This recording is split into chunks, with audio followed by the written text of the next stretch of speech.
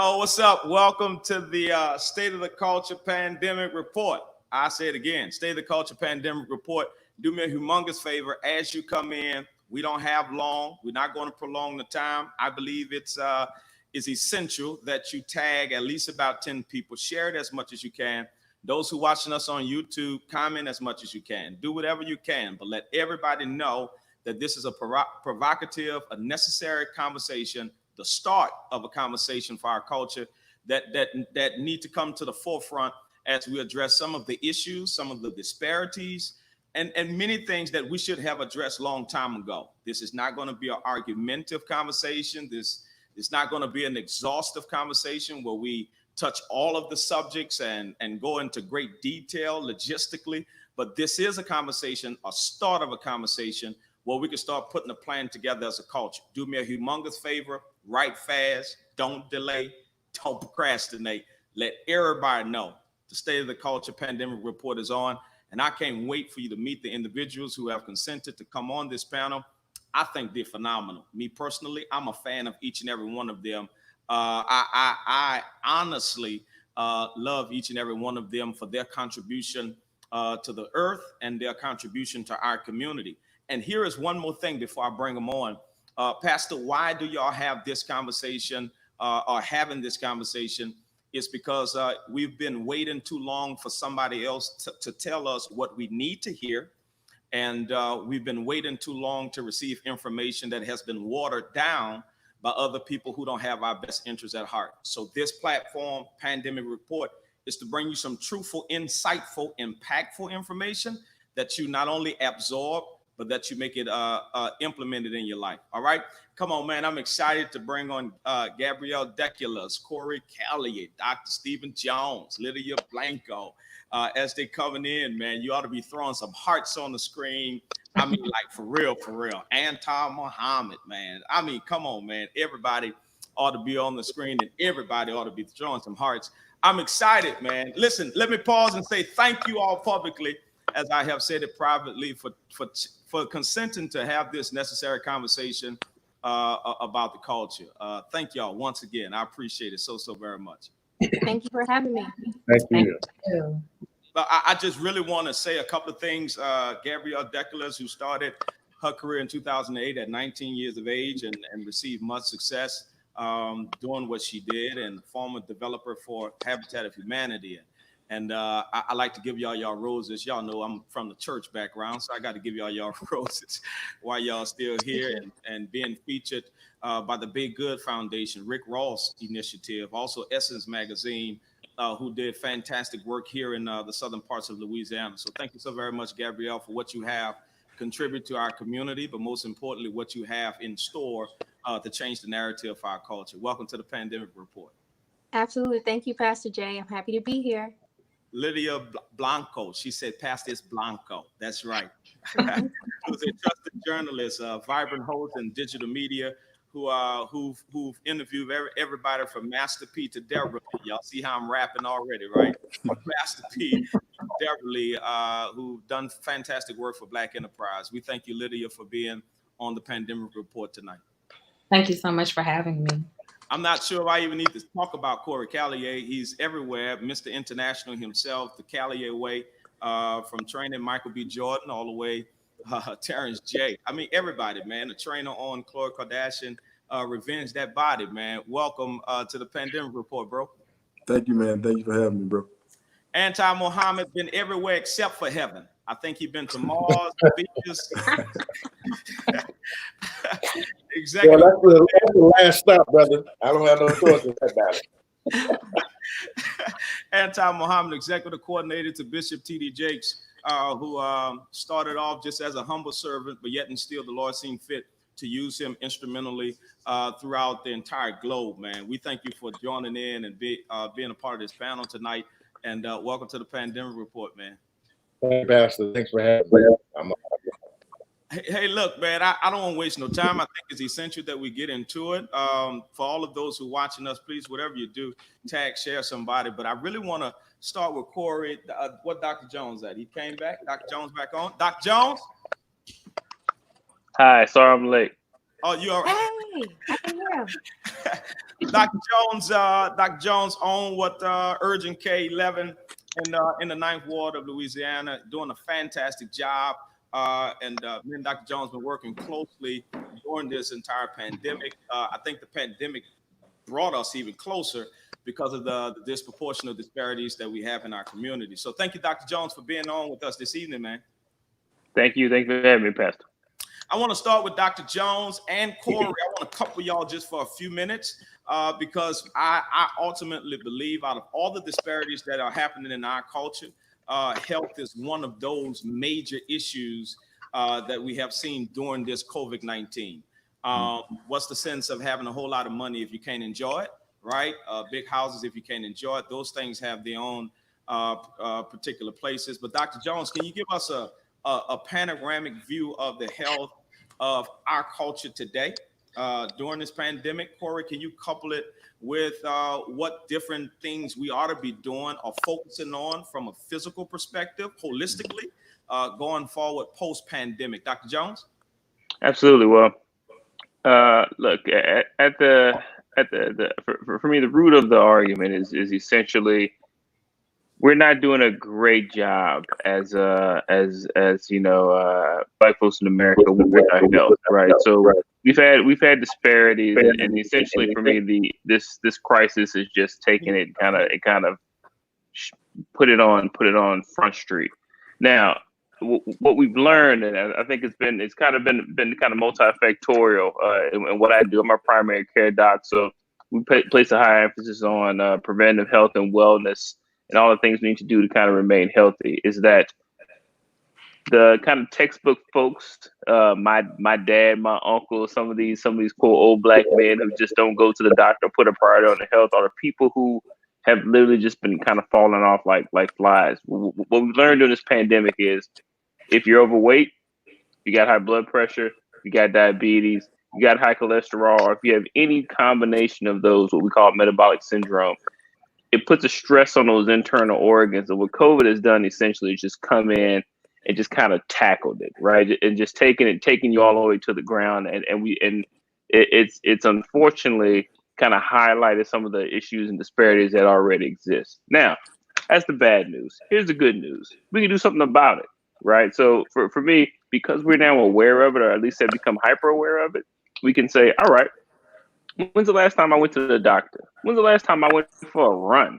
When's the last time I ate well? When's the last time I placed a priority on me and my overall health, right? So I think what this has done, and I tell people, look, not just for everyone, for me, has made me go run outside, made me go participate in life, made me kind of say, man, you know what? I mean, I do love Popeye's chicken, but maybe I should do a little better in things I'm putting in my body, right? So, and you know, it kind of constricted the world and made you really focus on you, even if you haven't. And again, I know personally that's been an emphasis. So I think moving forward, not only are we going to place a higher emphasis on what we call medicine universal precautions, like simple things, washing your hands, sneezing in your sleeves, things like that, but we've also placed a higher emphasis on what is your overall health, what's your status, right? Just as simple as, have you gone to the doctor once a year? Have you gone twice a year? What labs were done? How old are you? So, and again, I'm at an age now where I'm looking toward colonoscopies, prostate exams, outside of kind of my usual normal routine things like blood count, kidney function, liver function, sugar. What's my so kind of a very common number in diabetics we call A1C, which is dissolved percentage of sugar in your blood, and it ranges over a 90-day window. So it makes you kind of really take a step back and hopefully take a good look at yourself and say, if I'm healthy, then am my immune system strong, and my heart strong, and my kidneys are strong, and my livers are strong, then at least I have a chance. Unfortunately, what we've seen is people who are perceived healthy on the outside, walking around doing well. I mean, I've been astonished at just the people that I know personally that I just thought were healthy that are not here anymore, right? So let's take this from a subjective view to some objective data and say, let's measure these numbers, and if my blood pressure is a little high, let's make some modified lifestyle modifications to handle it. It may not all be medicine. I tell people all the time, I'm not a doctor who's going to throw a pill on you and say, all right, your blood pressure high, take this medicine. I'm gonna say, hey, look, let's stop. Let's take a look at things we need to do better. Again, I mentioned me and my love for Popeye's chicken. And I said, how can we? Chicken, the sandwich. Oh man, oh no. I'm a 2-piece white, spicy, with some fries and a Coke. I'm a simple man. But let's take some of these things and really hone in on them. Am I drinking enough water? Am I exercising? When I had my heart checked? When was the last time I had my blood work checked? So essentially, what I have seen and what I'm very hopeful for moving forward is that kind of introspective view on health. And I think COVID has really kind of ramped up that understanding for everyone. Corey, before you get started, I appreciate what you do, not only training celebrities, but one night me and you was in the studio just talking in Cali, and you was telling me how you look at it from a total different perspective. It's a holistic perspective, which kind of shine a lot of light to me as it relates to fitness. What are some of those things that we ought to be looking at doing, not just looking good and all those type of things, but from a sociological perspective and all those things, and how we tie all of that in, right, as far as health? So I always looked at it as like fitness saved my life. And it wasn't because it was me being overweight or something like that. It was more an aspect of it gave me it made me responsible. So me knowing that my body is the only thing that I can depend on every single day to get through life is something I need to take care of like a car. You got to keep a car gas in. You got to keep the oil change. You got to do the things you need to do to make sure that the car is going to go. When we look at the body, we look at our culture. As Black people, we weren't into exercise and doing those, keeping up with our body for a long time. It wasn't trendy. It wasn't a cool thing to do. But right now, you're actually experiencing something where people who are overweight and the people who are not in shape and have low immune systems and stuff like that, they're dying off fast. But the thing is, it's small things we can do, like Doc said, washing your hands and making sure that you're sanitizing yourself so you're not getting anyone sick or getting yourself sick. There's things like eating healthy, instead of like going to Popeyes and getting the fried chicken, going home and cook a meal. There's things like staying hydrated, taking your multivitamins, exercising daily. It's easy to just take 30 minutes out of your day and do something that's going to help you instead of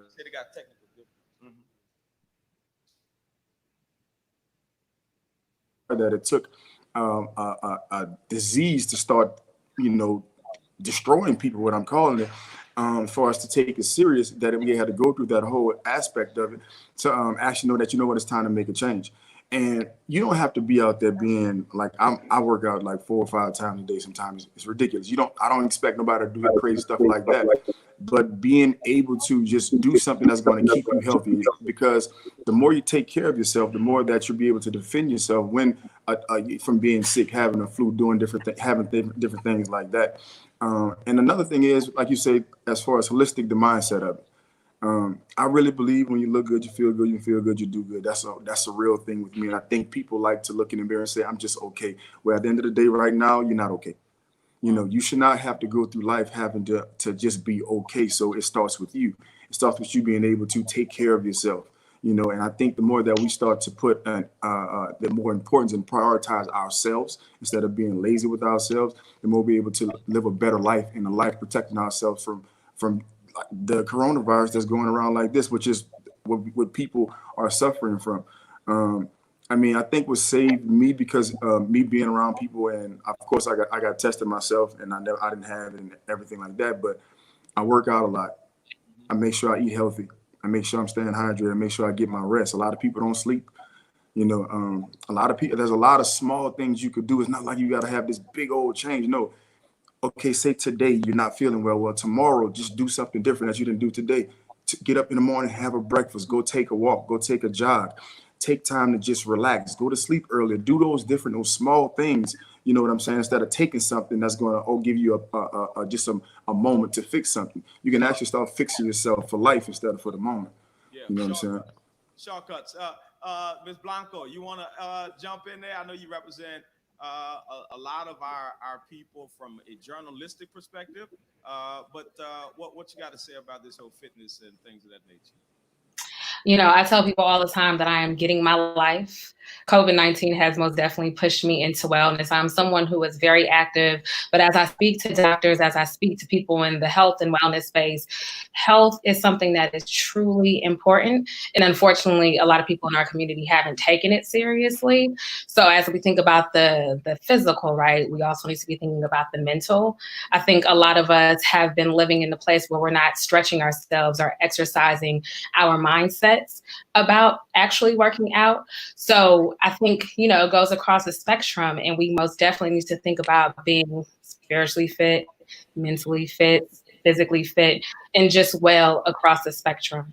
Wow. Don't go nowhere, Doc. I really want Doc to touch on one particular area that we talked about, but so I'm gonna create this web every time we go around, because one of the things culturally we haven't been good at over the last decade or so is understanding the power of collaborations and all of these different. We created our own silos. So the Black church sit by itself, the trainers fit by themselves. You know, we haven't torn those walls down like they should have been torn down a long time ago. Black Wall Street don't exist unless everybody come together, right?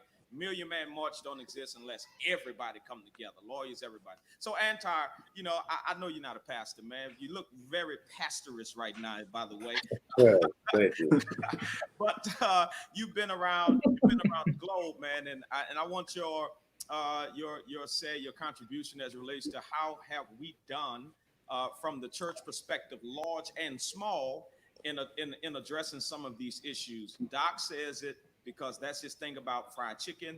Somebody said the other day that I was talking to that we do a horrible job as the Black church, that if you ever want to find out where chickens die the fastest, is in the Black church, right? And so all of these dinners, all of these programs, we're actually giving people, and then we ask the Lord to bless it. But that's a whole nother situation. That's a whole nother story, man. Come on. Well, I think it's vitally important that each church now looks at the overall health of the church and every member and really begins to emphasize it. And it's not saying that, you know, what works for me may work for you, but it is emphasizing to all of our congregants that, you know, this is a time like no other. We really have to be serious about our health. And that is in what we eat, that is in, you know, taking daily walks or doing some sort of exercise to get the blood pumping. And that is, as the other gentleman said, making sure you take your vitamins. Wow. I think it's important that we emphasize that this thing has no age discrimination. And so, you know, where a young person may think that the vitamins are for an older person, I think it's important to show that vitamins and your immune system is for everybody. And if you don't take it seriously, no matter what age you are, this thing can come by and can sweep you off your feet. So I think it's time for us now to emphasize the importance of taking care of, we take care of our spiritual body, but taking care of our natural body, because the reality is we'll get one and it's like we're going to get a chance to redo it if we mess it up. So. Yeah, absolutely. Absolutely. Doc, I want to come at you real hard right quick, right? And I need you to give it to us real cut and dry, like we talked to. And you know, I know you're a doctor. You got to modify a little bit. I got you. We talked about, because I think a lot of times people don't understand, we say that word disparity, right? They don't they listen to it, but they don't understand it. And I think COVID-19, the urgent cares compared to the other larger entities have exposed a lot of those disparities that exist as it relates to getting the proper testing to the urgent cares, and how much of that 75% of African Americans who died of COVID-19 was patients of urgent cares, right? Because they just so happen to live in a certain neighborhood, which connects to what we call residential segregation and all of those things that surround it, right? Doc, can you give us your experience during this time, during COVID-19 as an urgent care?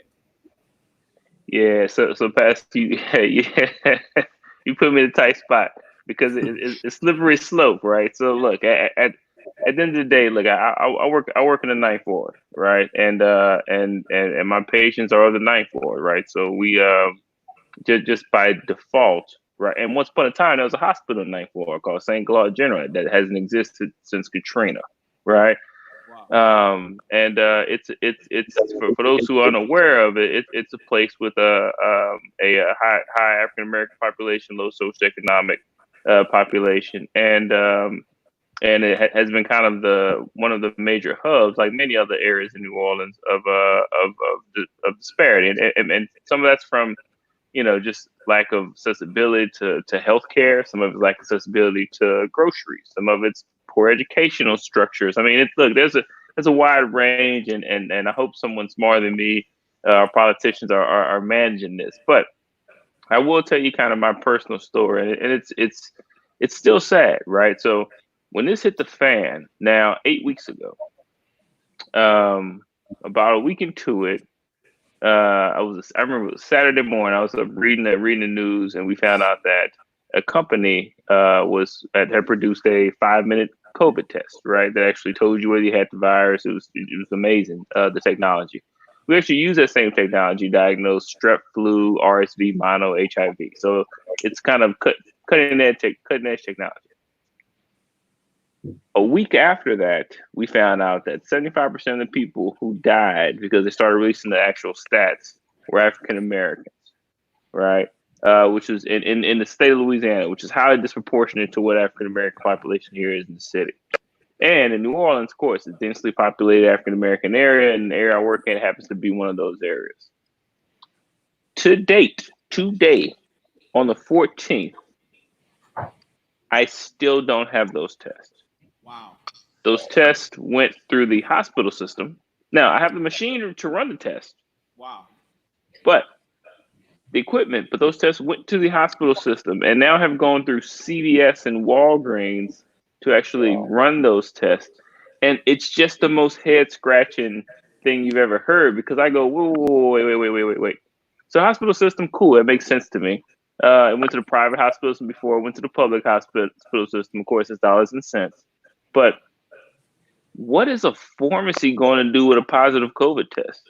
What's a pharmacy going to do with a bilateral pneumonia that shows up in a parking lot that does not have a positive COVID test? Why did you give a pharmacy the autonomy to practice medicine? Oh, wait, it all goes back to dollars and cents, right? And I think the unfortunate reminder is, look, healthcare disparities don't just happen on a molecular level on the ground. They're happening up here too, right? They're happening on a corporate level, right? So you mean to tell me that we have doctors in the communities, I'm just one of them, that is taking care of the target population that is dying from a disease, but the testing goes elsewhere. Mm-hmm. And all we're doing is creating another accessibility loop where the people who actually need these tests and the doctors who take care of the people who need these tests still can't get access to the test. So I'm not gonna lie and tell you it's not discouraging, but at the end of the day, I think what helps me sleep at night is I know that myself and people like me is a whole bunch of superstars, right? That I highly respect, that are on the front lines in these communities taking care of folks, are still on the front lines in communities taking care of folks. And if that means that we got to send every patient who comes in through the emergency department to make sure they get what they need, then that's what we're going to do. But so anyway, that's the kind of unfortunate the story that Pastor poked me on. But look, it just kind of is what it is, and we do the best we can. Well, I thank you for your honesty and transparency. And when you first brought it up to me, man, I thought it was imperative that we bring it before certain people, and the write-up you did was phenomenal. And so that leads me into the conversation with Gabrielle and Lydia and Antar as it relates to how do we absolutely bridge that gap, right? What are some of the things in our communities that you're seeing from your perspective? I respect your bird's eye view, right? And so you see things that we can't see it. What are some of those things that our community is in dire need of? And what should be the focus post-pandemic, right? And I know we can get into this whole not Jordans, not this, not that. That's hearsay. But what should be the focus from a business perspective? I want to start off with Gabrielle, because you did something that was so phenomenal.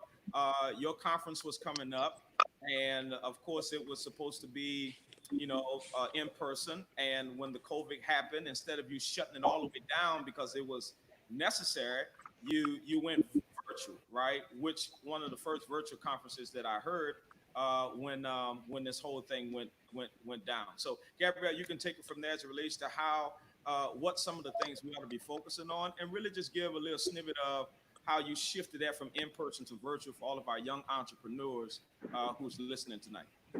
Yeah, and for anyone who is working with a company or organization that has anything planned throughout 2020, you need to be thinking about embracing the change. That's my thought. My thought is, how are we actively embracing the new norm and positioning ourselves to take advantage of whatever is going to happen in the future? I think about, I'm going to share my personal story. I was sick. I had COVID-19. I have an autoimmune, issues, something similar to lupus. And, I had a hard 6 weeks, and it took me 2 weeks to get my results. Wow. And so, I think about who was in position to even set up shop and do these tests? Where are the testing facilities? And just thinking about just following the money, really. And I think that's one thing that we need to do. We need to follow the money. We need to look at, when the next pandemic comes, because there will be another one, how are we best prepared to, can y'all hear me okay? It looks like I'm a little slow on my end. No, you good. Okay. Yeah, where are we and what are we doing? And I feel like we need to look at all of our businesses. It's not just healthcare. One thing that I thought was really interesting is, I live in downtown New Orleans, and I've been ordering food here and there throughout the last 2.5 months, 3 months.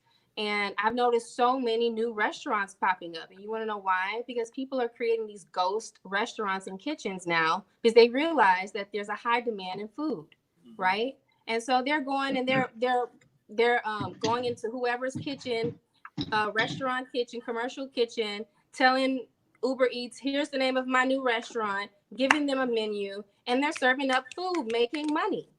This is how you embrace the change, and you look at what is being most activated right now. It's tech, it's ease of delivery and giving people what they need without contact. So if you follow all of these things, I think that we need to be looking at business this way, and we need to be looking at our communities this way. Of course, we have a major issue with food deserts and not having quality grocery stores, and also people not understanding how to start their own community gardens. I think that, hello, nonprofits out there, here's how you jump on what we know we need. Anything surrounded around being preventative, and anything surrounded around service that we know is going to stay. So that's my thought on how we close this gap and how we should be thinking, moving forward. Wow. Lydia, go for it. Sure. Gabby, that was incredible. According to the U.S. Black Chamber, 2.5 out of 2.6 Black-owned businesses are sole proprietorships, meaning they have no employees. And the first thing that comes to mind when I think of that, especially amid COVID-19, is that we need to be collaborating. A lot of us are reaching here and there for all of these grants and loans, but we don't have the bandwidth as small businesses to be able to take on that kind of debt. So we need to look to one another instead of major corporations to bail ourselves out, right? No one is coming to save us in so many different senses. So it is important for us to look to one another. If, what we need is more community gardens, if one business is closing and another one can stay open, we need to be figuring out ways that we can plant seeds together. So I love that Gabby said that. I think we also need to be thinking bigger. A lot of us, kind of are stuck to mom and pop thinking. And I love very small businesses, right? I think mom and pops are necessary, but we need to be thinking about how we can implement technology. We should be thinking about the needs of the future. Like Gabby said, we have to think bigger, and we have to do it together, because alone we will not go far. Well, let me keep on connecting, because I'm the connector here. Serving, by the way, I have a book called Hardcore. Y'all got to get it. Y'all got to get it right. Anti, as it relates to the church, right? By the way, let me pause, man. The state rep then came into the room and his shirt is open, his tie is off. They've been having him running all day, 24 hours. Thank you, State Rep Ross Duplessis, for being on tonight, man. State Rep can't hear us. Anti, the church, man, have to make the proper adjustments online and all the rest of these things. But what it looks like post-pandemic, how do we serve as that liaison between the small businesses to the nonprofits, from the nonprofits to the doctor, from the doctor to the fitness coach? And how do we start leading the culture versus being led by the culture, right? And I think that's essential, because we have become so reactive that we stopped being proactive. Dr. King and all of those guys were proactive. They led the culture. Now we respond after something happened in the culture, right? And don't make me get to Ahmaud Arbery. Come on, Anti, let's go. Well, you know, I think there are a lot of great churches out there who are leading the way, and there are a lot of churches, quite frankly, who can do more to improve. But I think, you know, the Bible says that the kingdom is built among friends, and I think getting back to the lady's point, it's really about us, even as networking, our strengths together and building one another and realizing. See, at one point, you could think that, you know, these are my people, you know, in the church, and you could think, you know, these are my set of friends. And so you thought that you know, you're going through a certain issue or set of circumstances all to your own. But right now, we're all in this together.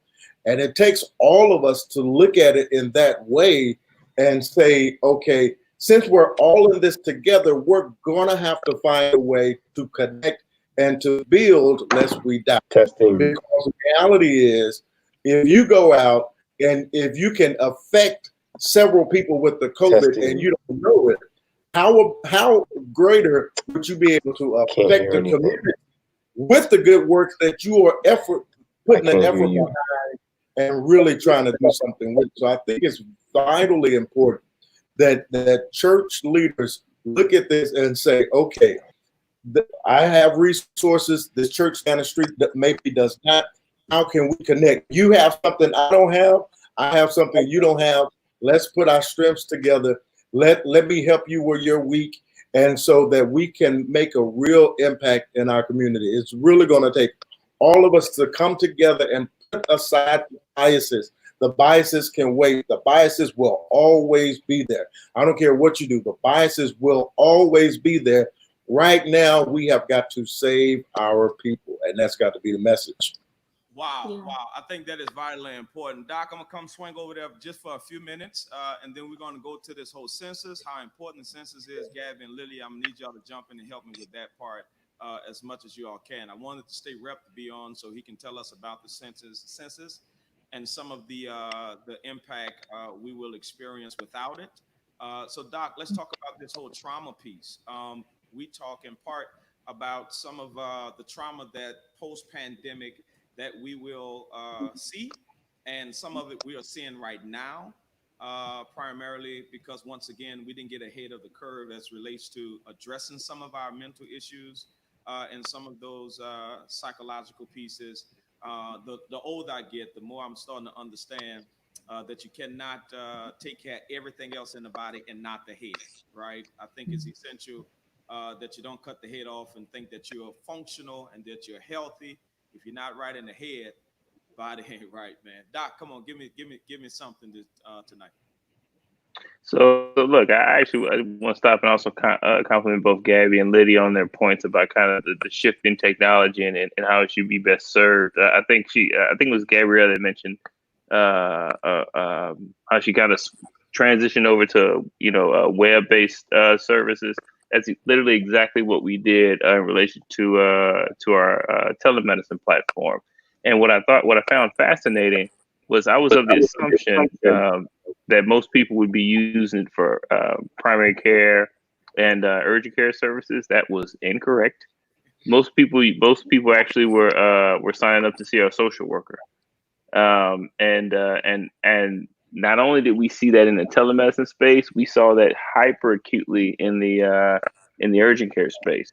So that trauma and the trauma that comes along with, again, waking up one day and losing half your household to what I've been calling the invisible ghost, because we're still trying to track it. We were still trying to figure out how to manage it. It's been heavy.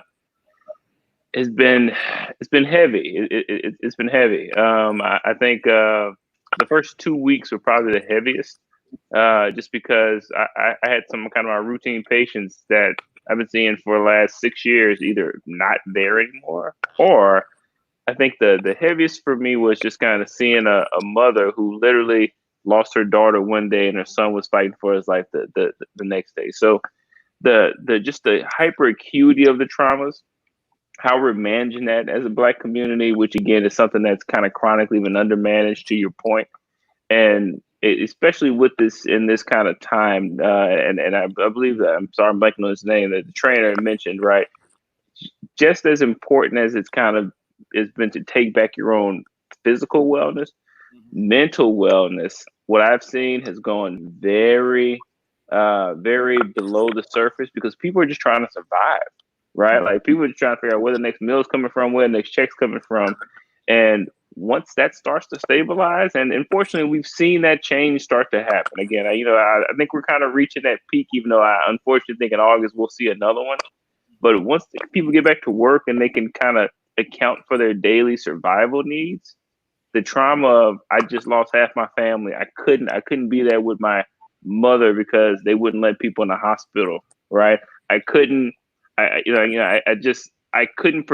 I don't know if it was my fault. Did I bring it home? Did my children bring it home? I mean, it's almost a combination that I've seen in the clinic of like post-traumatic stress syndrome and just straight up survivor's guilt, right? Like, how come it wasn't me? Why was it them? So I think that focus across multiple platforms it's been reassuring to see that start to develop, and I think that's something that we will continue to kind of grow and manifest as kind of normalcy starts to return from COVID.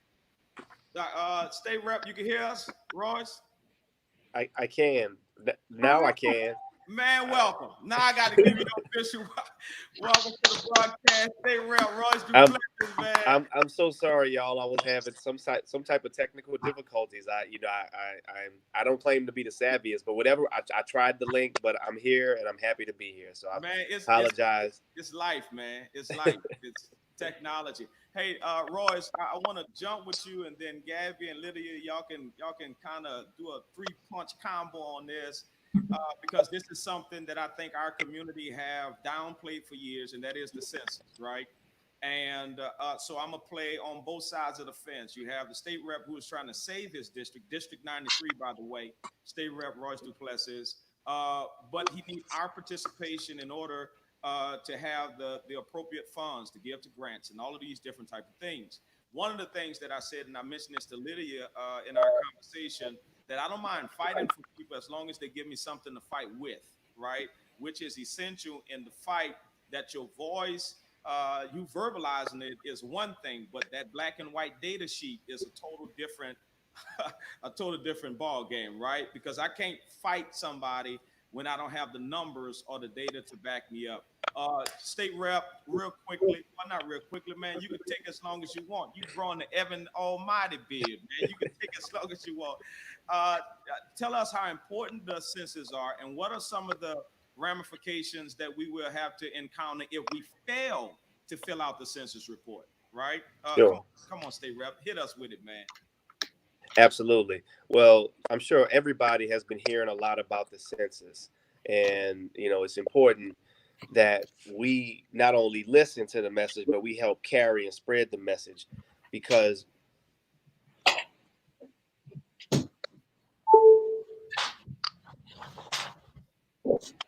that every 10 years we have essentially a snapshot of the country, and that every state is supposed to get a count on the number of people who are present in that state at that time, every 10 years.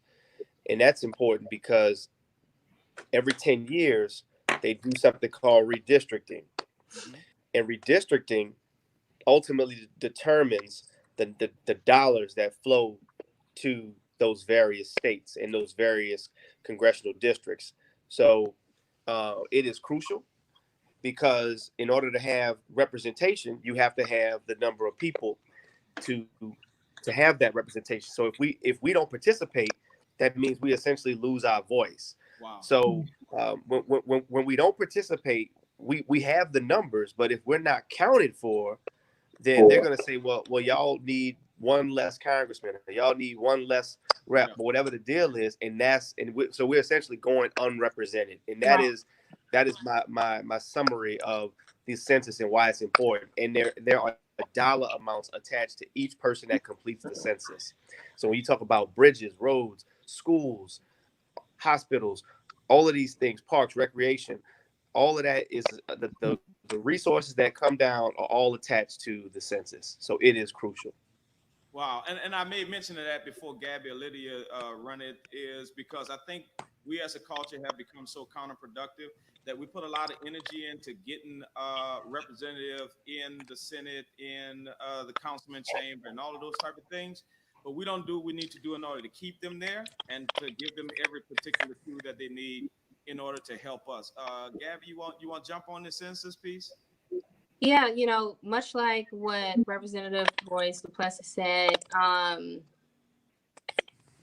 there's $100 billion out there that has to go somewhere, and if we are not being accounted for, then we're not helping ourselves, we're not helping our families, we're not helping our communities.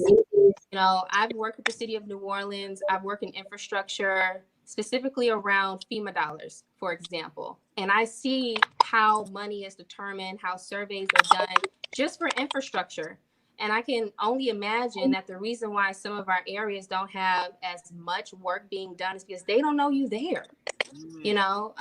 People can say what they want. Oh, they don't care about us. No, like, you need to count yourself and care about yourself too, sis, bro, people, fam, love y'all. But if you don't let people know that you even exist, then how do you expect for them to allocate funds to make sure that that sink, I'm not gonna call it a sinkhole, that pothole in your street can be paid for? Seriously, it goes that deep. I also think, of course, for the enterprising folks out there and people who have jobs, right? Whether you run in the company or if you are actually working for the company, you want that company to be able to sustain and get funding, and get contracts, whether it's federal contracts, whether it's state contracts. But if you are not being counted, you are basically saying, I don't want this money, I don't want this to be better.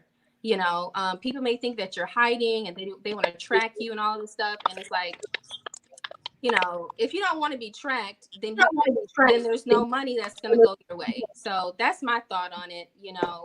I was a little late submitting my census because I had a lot going on with the conference and everything, but I made sure I went in and I did it. And it's just me, because I matter, and I also want 100 years from now, my grandkids to go back and know that I lived in downtown New Orleans and I was a part of this very moment. And so, just think about that. Wow. Lydia? That's really good, Gabby. Oh my goodness.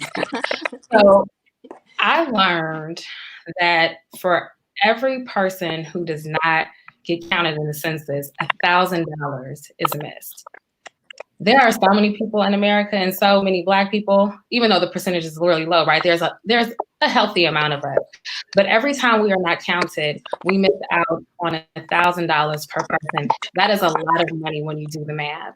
Historically, a lot of people have shied away from the census, but now is the time to be counted. We've seen some history happen, right? We have all these people in Congress and who've been, elected.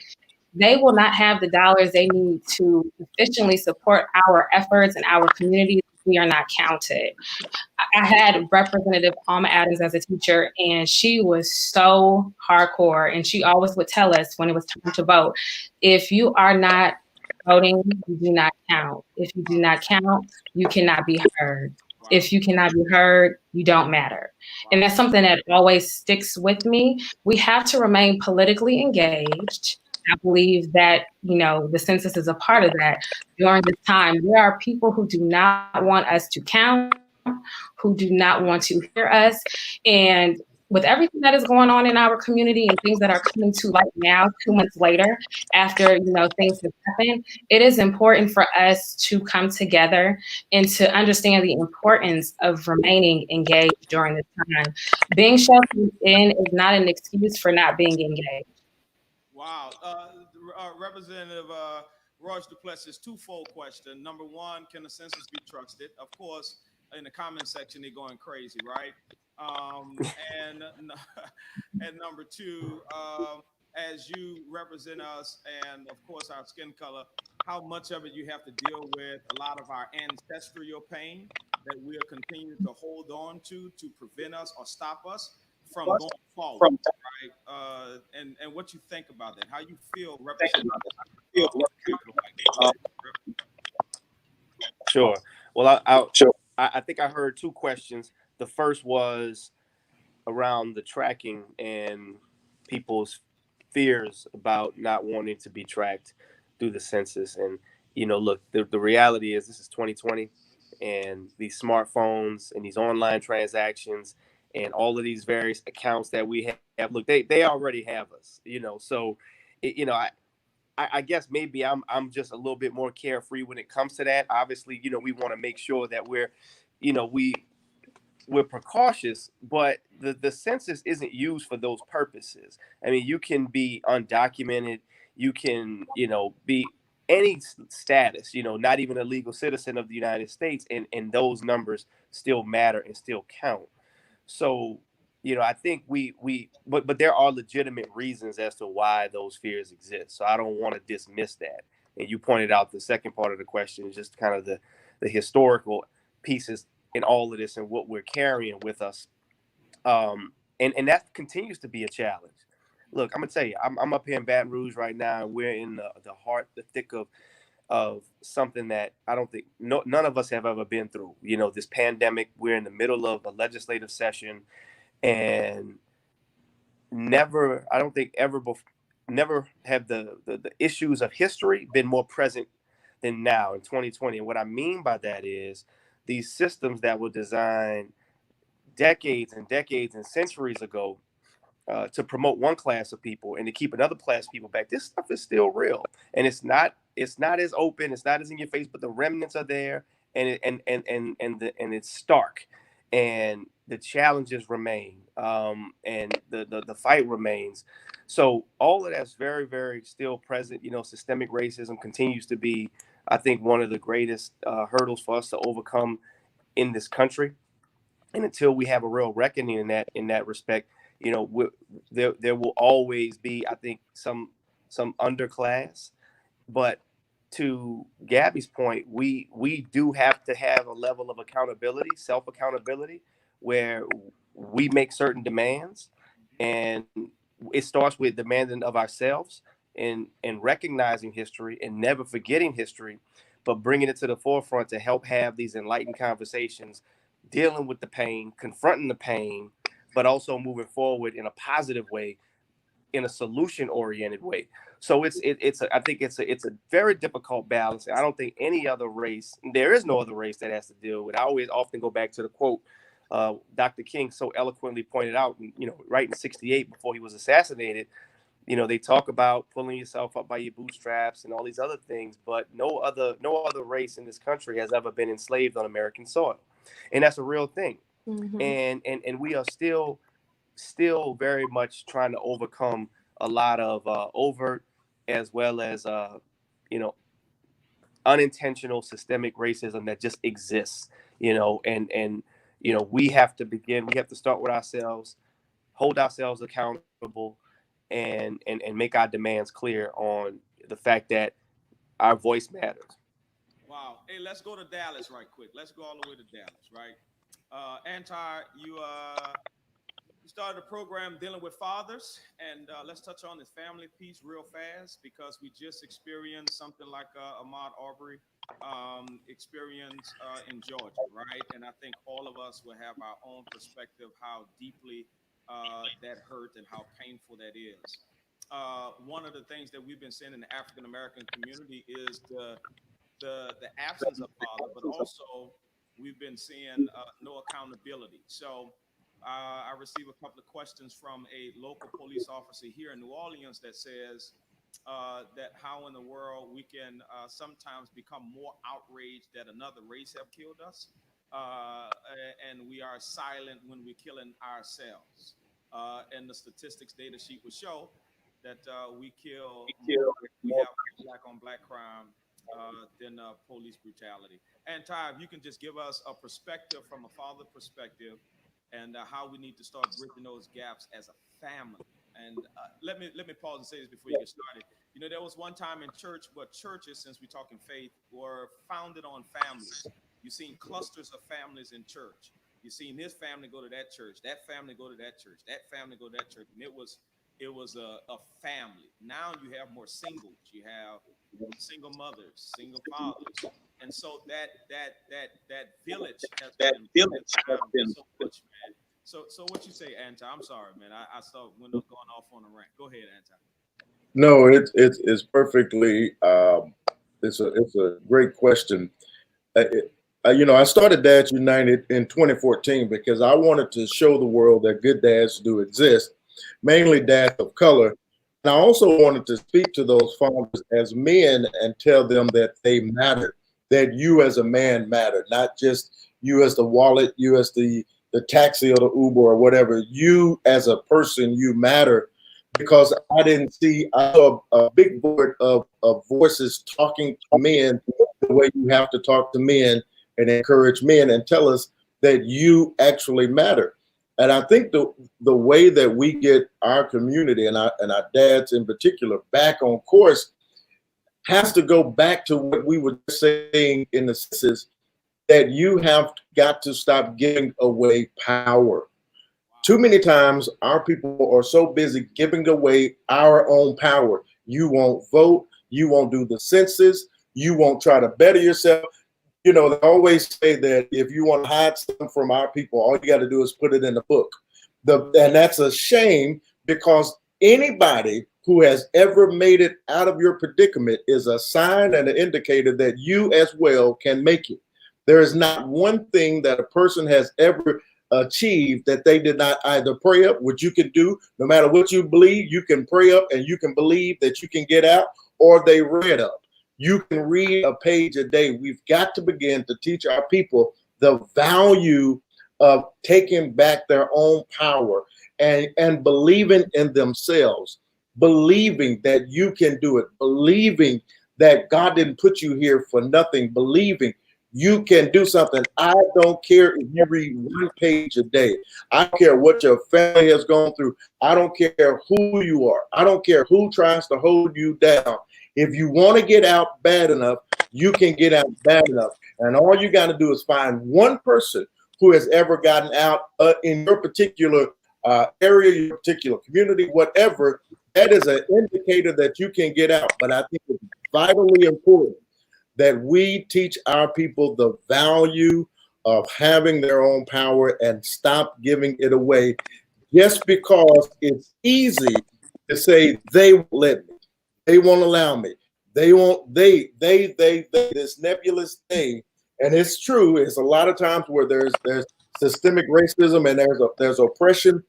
But I am telling you, anybody watching, my brothers, my sister, you can get out if you believe in yourself and you do the due diligence of doing the work. You can get out. I don't care what anybody says. I don't care what situation it is. You can be illiterate and you can find a tutor in your neighborhood, an old school teacher, and have somebody to teach you how to read.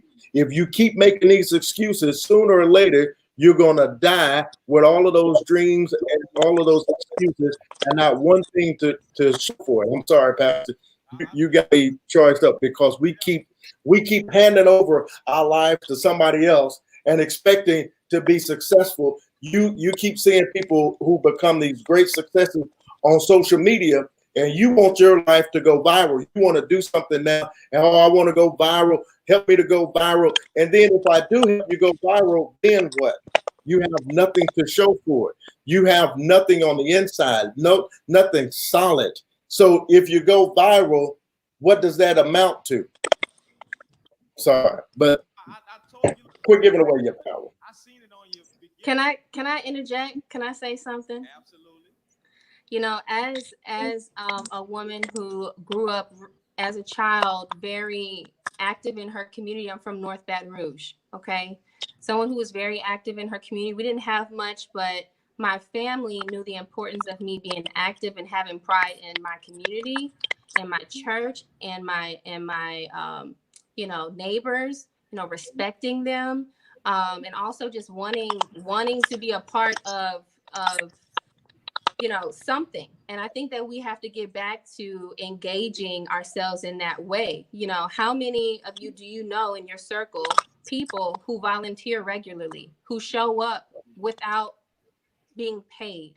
You know, people who want to share information about the arts with our kids so they can be excited about something. And people who do want to go out there and show them, like, you should aid those who have less than you, whatever that means. You know, we have to get back to having some pride in who we are. And I really believe that it begins again with us.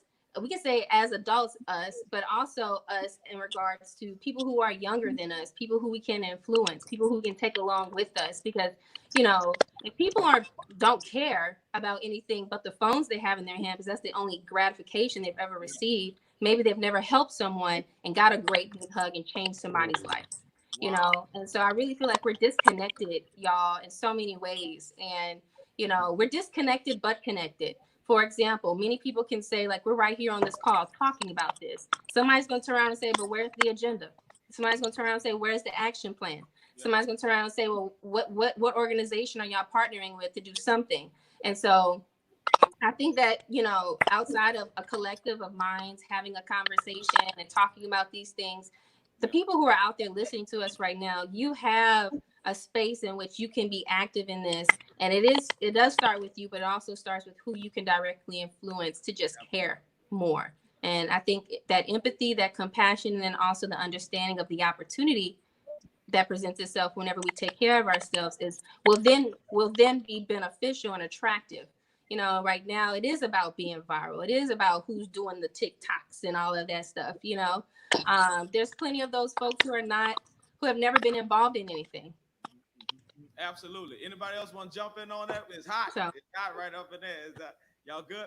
I want to talk about one more thing before we end tonight. And this is, I believe, one of the most important things within our culture, and that is the absence of honest mentors and the importance of mentorship in our culture. I think we have this thing that we have to do it by ourselves. We're going to reach the stars by ourselves. We're going to isolate by ourselves. And I got to be honest with you. I've been preaching for 22 years. I preached in all over the world, not all over the world, but various places. And I've never heard so much preaching about isolation and division. Okay. Now I'm talking about my area. Okay. We so busy cutting people off that it's contradictory to the unity that Christ preached to us in his Christological view of the New Testament. Come on, y'all, come together. How good it is for us to come together. Blase, blase. And so we're living in a culture now where everybody think it's okay to be by themselves.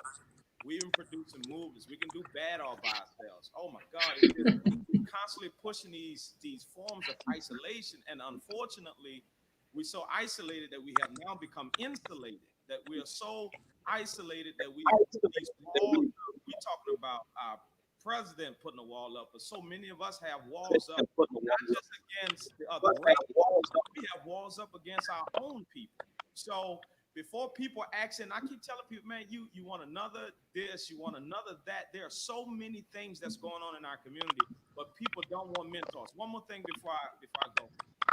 Nipsey was a fantastic example of what going back to your hood and revitalizing it and working on it. I know, Lydia, you're going to jump in on this one. and doing what he was doing. And when he left, right, everybody was talking. People were flying to California to go take a picture in front of his location. People was talking about him. They was reposting it. They was sending money to this place and that place. And I got on the radio and I said, there's a Nipsey Hussle in every city. There's a Nipsey Hussle in every community. The only reason why I know about that Nipsey is because he had fame. He had a platform. But there's a Nipsey somewhere. I can give 20 right now that's helping our community, but nobody giving them $1 towards helping the little boys at the sleepover. But we run to those things like Anti says that we want to go viral when, in essence, I believe wholeheartedly in our culture, we missing that honest mentorship that is going on. And we about to get ready to end because we have more installments of this. We're going to deal with entertainment and all of those different type of things. But Ken, I start with Lydia since I went to our hometown, Cali, and we can come all the way around and talk about the importance of mentorship and what, don't get me. Go ahead, Lydia. I'll keep on. Go ahead, Lydia. You had me ready to throw up the W's, but I'm gonna keep it professional, even though it's after hours. I was like, oh, let me just sit on my hands real quick. I think that what was really attractive about Nipsey Hussle was that we got to see him bear his cross, right? And now we see so many people who are bumping into themselves along their journeys, and they're looking to him as, I will go to say, a Christ-like figure, right? Or a disciple. There's something divine to me, at least, about him passing his 33rd year of life, right? His Jesus, as us believers would claim for it to be. As we understand his age chronologically on this side of the earth, right? But there, like you said, is a Nipsey in every neighborhood. The honest to God truth is that we have to stop glorifying people after they're gone and celebrate them while they're here. There are, Gabrielles and Dr. Jones and Representative Royces and Antars and Pastor Everett in every community, but we don't focus on them until moments like this happen, right? But they've been working, doing the work with their head down and working harder in passing out flyers and getting people rallied around causes. Unfortunately, sometimes we wait until these moments, like I said, right? But it is so important for people to do it just because. A lot of what Nipsey did was just because, but we learned about it after the fact. So that would be my charge. That's all I have to say because I want to hear from everyone else, but do it just because. Come on, Dr. Jones. So look, I'm not as classy as Lydia, so I'm gonna throw up my ex because my mentorship is Xavier University, right? So I tell everybody, I think my favorite. And I had told a kid a story this today. It was a med student rotating through the office, and they're like, "Did you want to be a doctor since you were 3?" I was like, "Absolutely not. I wasn't that smart." I went to Xavier and was like, someone mentored me, guided me along that path, gave me a summer job, and taught me what it was like to take care of community. So for me, I always tell folks like, my kind of joy outside of just trying to provide that level of structure for folks that I'm around and show them kind of what I think it's supposed to look like per at least my understanding is hanging around beautiful folks like y'all who teach me how to do it better every day. Right. So my favorite aspect of being a mentor is learning from other mentors. Right. So it doesn't stop. It's not something that just happens when you're a kid and you have a mentor, a big brother, a big sib, and they kind of teach you the ropes. I learn the ropes every day. I tell folks, look, I'm not here because I'm so gifted, right? I mean, I'm sure some many thought I wouldn't make it this far, right? I'm here because someone loved me and took me under their wing and taught me and embraced me and gave me and taught me, like what it's like to be a man, what it's like to be a doctor, what it's like to take care of folks. So it's a huge part of what I get to do every day, and it's also a huge part of what I get to experience. So if I hadn't told y'all recently how gifted and thankful we are to have people like you working as Nipseys in your community, thank y'all for showing me some light. Thank y'all. So Representative Royce, you want to chime in and give us this concluded argument, man, how mentorship is in our community? You know, it's crucial. Obviously, you know, I strongly believe and know that I would not be where I am today without mentors. And, you know, I mean, they've just been everything. And I think, you know,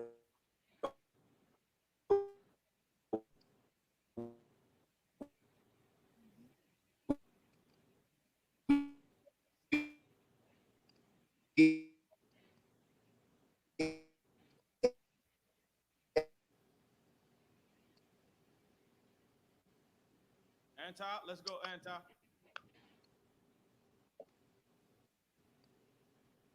Can you hear me? Yeah, we. All right, I wasn't sure if you was ready. You know, I've been kind of had my foot since we last moved from the last question. The reality is, you know, there are a lot of stigmas and a lot of sayings that you know, people of color, black people, we don't trust any other race, and you know, that could be very true. But what's also true is that a lot of black people in one social economic part of life don't trust another that's in a higher social economic part of life, because they feel like they no longer connect, they're no longer a part of us. They feel like, you know, I can't even trust what they're saying anymore because they live in a fantasy world that I'm not even privy to. So I can't trust the information. I can't trust that they're now biased because they have maybe been bought out by the man. And so it's important for those of us who are still connected to the community that we just do, as I mentioned a few moments ago, you've got to teach people the value of believing in you. They're not going to put you on mainstream TV. They're not going to put you out there and tell you how beautiful your skin is. They're not going to put you out there and tell you how wonderful your natural hair is or whatever you choose to put in. They're not going to tell you that. They're not going to tell you how wonderful the flare of your nostrils are. They're not going to tell you that. So it's important for us as our people who represent our people who are going higher that we get back to telling our young sons and daughters, and yes, sometimes our cousins and aunties who are a little older, that you have it within you to make it out. I don't care what you've been faced with. I don't care who said it. I don't care who told you you can't do it. I don't care what they say. They will always have something to say, but you have got to believe in yourself and go after it with everything you got. Everything you got.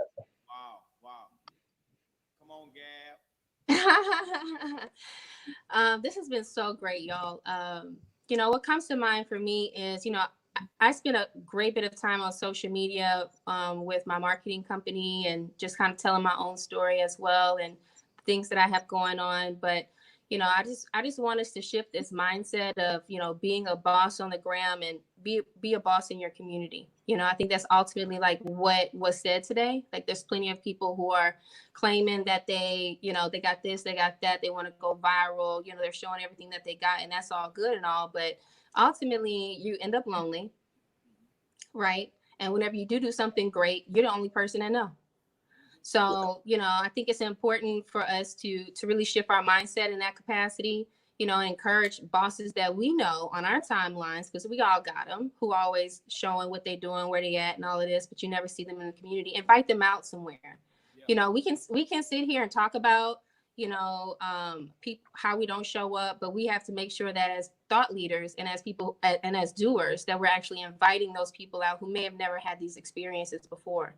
You know, mentorship is crazy important. And I've been blessed to have an excellent mentor my entire life. Her name is Mom. Her name is Ramona Deculus.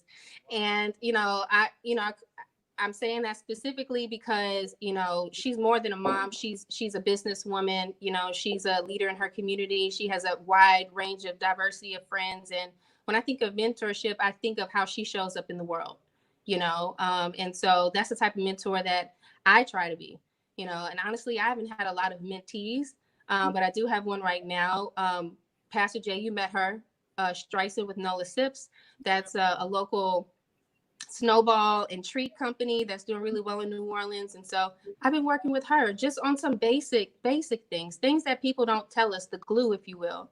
And then the last thing I want to say is I've recently been elected as the president of Step Up Louisiana, which is an organization based here in New Orleans and Baton Rouge that's focused on education and economic disparities. And I want to invite you all, anyone who's watching this right now, if you're trying to find a way to get involved and get connected to the pulse of what's happening in New Orleans and Baton Rouge, you know, look up Step Up Louisiana on Facebook or on Google and reach out to us because we need you. And we have people with a plethora of skills that can embrace you and mentor you, but it literally starts with an invite. And so that's my invitation. And thank you again, Pastor Jay. Oh, absolutely. Gabby, before we go, I want everybody to tell everybody how to follow them, because once again, I don't think this conversation encompasses everything that needs to be said, or each and every one of us on this one platform exhausts all of the resources that is out there for everybody. And I believe that many of you all are connected to people just like we are connected to people to lead them in the right direction, right? And it goes back to what you said. Gabby, tell everybody how to follow you on all these social media sites. You can search me as Gabrielle Deculis, as you see right here on the screen. Also, GabrielleDeculis.com. I have blogs that I put up there. Recently put up a resource for grants if you're looking for grants. You can also check out my company, Business Rules for Women. And that's at Business Rules for Women on Instagram and pretty much every other social media. Feel free to reach out.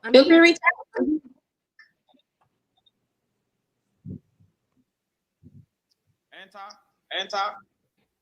Okay, I'm sorry. So you can follow me on Instagram and Twitter at AntarFM. You can also go to my website, which is antarmuhammad.com. You can order a copy of Hardcore there. You can also check out my podcast there and other videos that I've done. Thank you, Pastor. It's been an honor to be on with these incredible panelists that you have. I don't even feel worthy to be on with them, but I thank you for the opportunity. Absolutely, man. Dr. Jones. Thank you for having me. So we got let me lie to you, Instagram, Facebook, Twitter. It's all at Urgent Care 11, ELEVEN.com. That's where you can find us. All of the stuff comes straight to me. If you got any questions, comments, concerns, you want to talk about wellness, healthcare, this is stuff that I love. We do it all day, every day. So please keep in touch. Thank you for having me, Pastor. Absolutely, man. Love you. Lydia?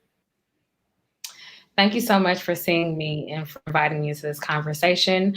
I can be found at Lydia T. Blanco on all social platforms, and you can tune into my podcast, The Get My Life Tour, wherever you tune into podcasts.